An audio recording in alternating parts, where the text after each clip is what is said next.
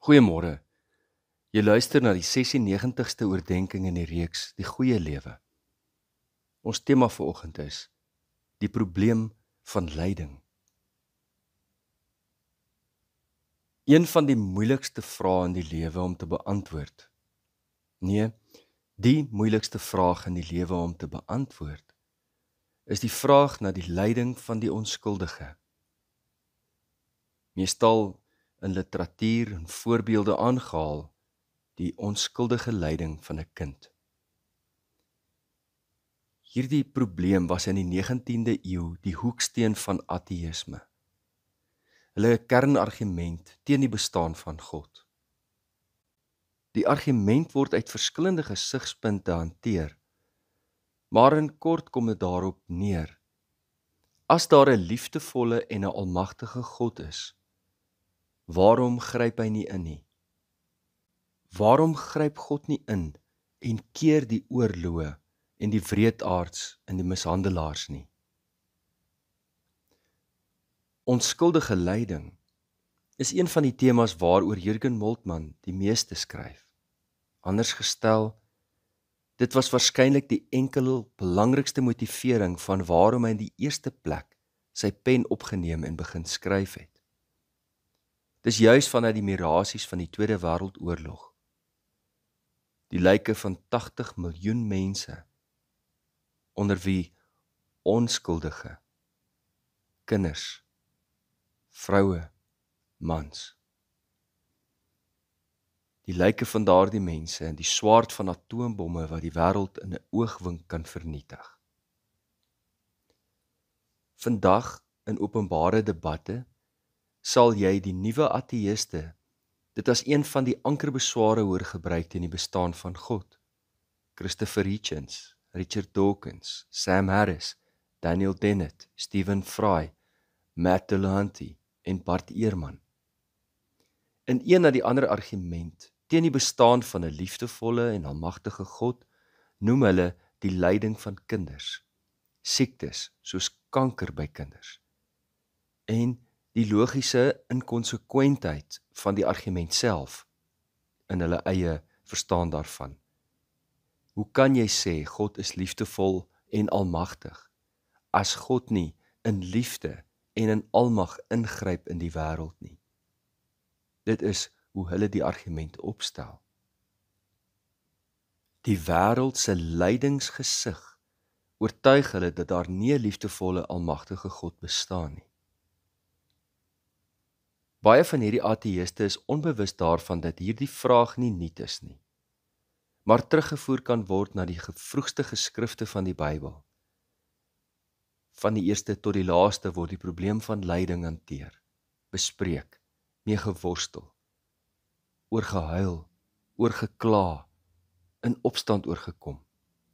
Jy vind die vraag na boosheid en die lyding van die onskuldige met reëlmaat reg deur die Bybel. In die eerste bladsye van die eerste boek in ons Bybel word die vraag na lyding in die wêreld verklaar, nie as 'n probleem met God se goedheid en liefde nie, maar die mens se opstand teen God.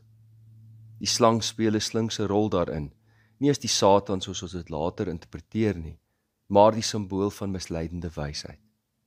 Dit is die ongehoorsaamheid van die mens wat maak dat een broer 'n ander doodslaan in die eerste bladsye van Genesis. En dis menslike onbeheerste drange wat maak dat 'n jongman sy halfsuster verkrag, met die hele momentum skuif hierna na vergelding en moord en wat daarop volg.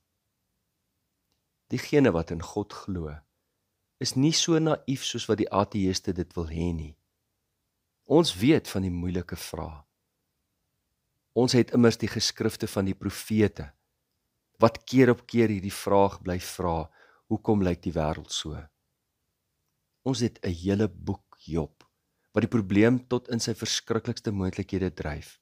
Die psalms en veral die lydings en die protespsalms wat Jesus uitroep, my God, waarom het U my verlaat?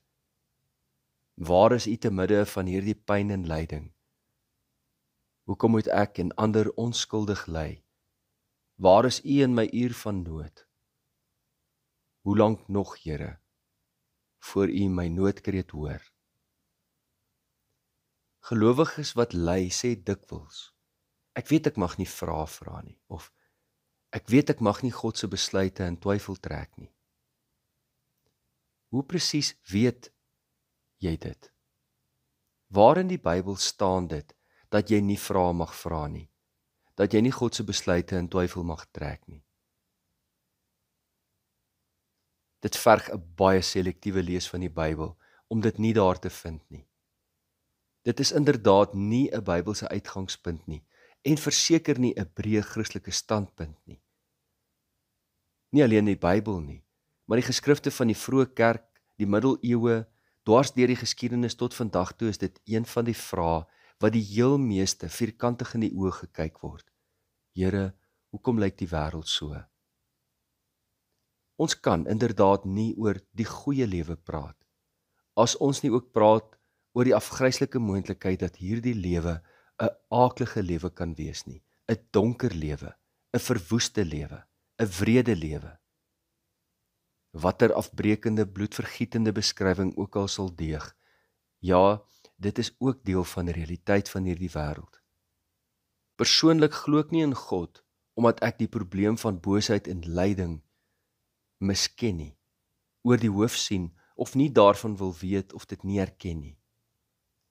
Ek glo in God, omdat die sentrale simbool van die Christelike geloof 'n verlosser aan 'n kruis is, en nie 'n triomfantelike diktator met 'n swaard nie, omdat die belangrikste simbool van die Heilige Gees 'n duif is, en nie 'n arend nie, en omdat ek juis in die boosheid van die mensdom geen ander weg uitsien, as dat daar 'n morele etiese kode is wat nie uit hierdie mensdom gebore is nie, maar van buite of van bo af aan ons gegee is.